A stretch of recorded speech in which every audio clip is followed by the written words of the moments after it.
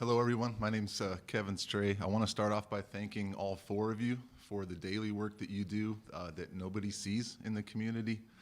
It's the unsung work, I feel, that really does the most in our communities. I have a dream I'd like to just share with the whole room here. I'd like to see 500 units of 2-bedroom, 1-bathroom apartments built that cost $500 a month. I'd also like to see family homes, 1,000 square feet, that sell for $150,000. If anybody can help me with that, please let me know. And I also I have a question, a broad question for you is how do you feel, or what do you feel provokes changes in the hearts of people, whether it be in the people that you work with or in our community for the people that are quote unquote successful? What can provoke change in their hearts? Thank you. I could speak to that. I know that, at least in our experience, we've seen really three things that provoke change in the human heart. One is a crisis.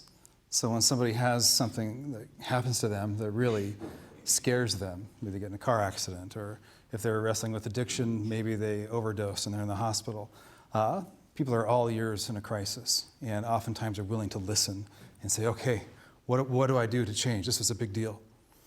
The other thing that I find is people will, if they get sick of it enough, if people feel like, you know what, I just got rolled out of the park for the umpteenth time by the police, something's got to change. Or, oh, I just got in another fight, or just, these things are just, it's getting old, or my stuff got stolen for the umpteenth time. Something's got to change.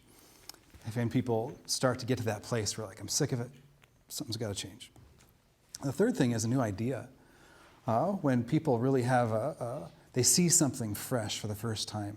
I see that a lot with when we hire people at the mission that have been in recovery for a long time, but used to be on the streets.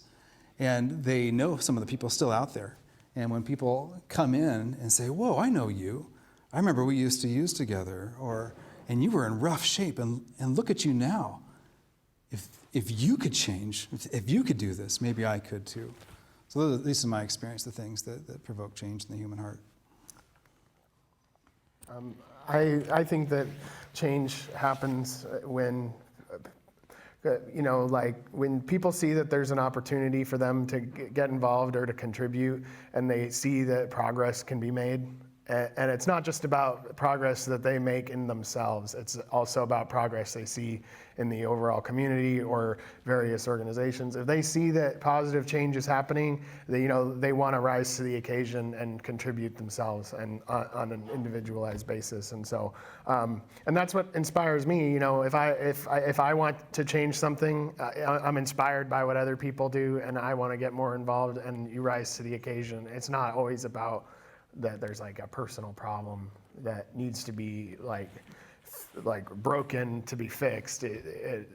We can always improve from here and make progress. So as long as we're moving forward and not backward, that's kind of how I see it.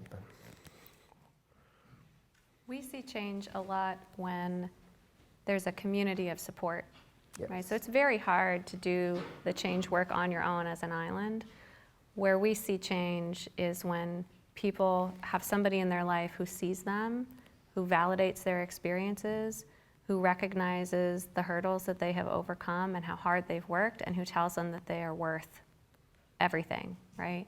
And until you have that reflected back to you in your life, it's really hard to pull yourself up by your bootstraps and succeed. And we all, us humans, we rely on each other. We are social creatures. We need family. We need support.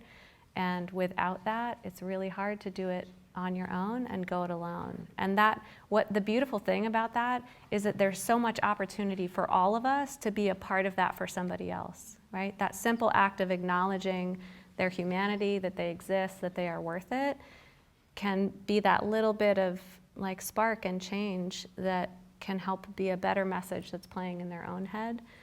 But that's on all of us to start to do for our neighbors. Yeah, and if the question was what provokes change from people who are doing well, I think it's getting to know people who aren't doing well, because I think we're often motivated by when someone's really struggling who we care about. So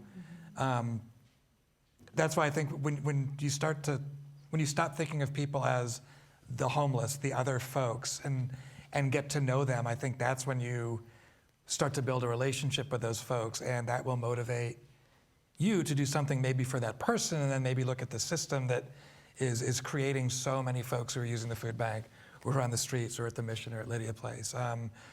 But it takes that, I think it often takes that personal connection, and if it's not finding you, then it's not that easy, or not that hard to actually go out and find it. But I think it's being courageous to maybe get to know some folks you might not interact with regularly, and really get to know them, not just help them out in that moment, but really sit down and get to know them, and that can spark something much bigger than that one relationship or interaction. Hell yeah.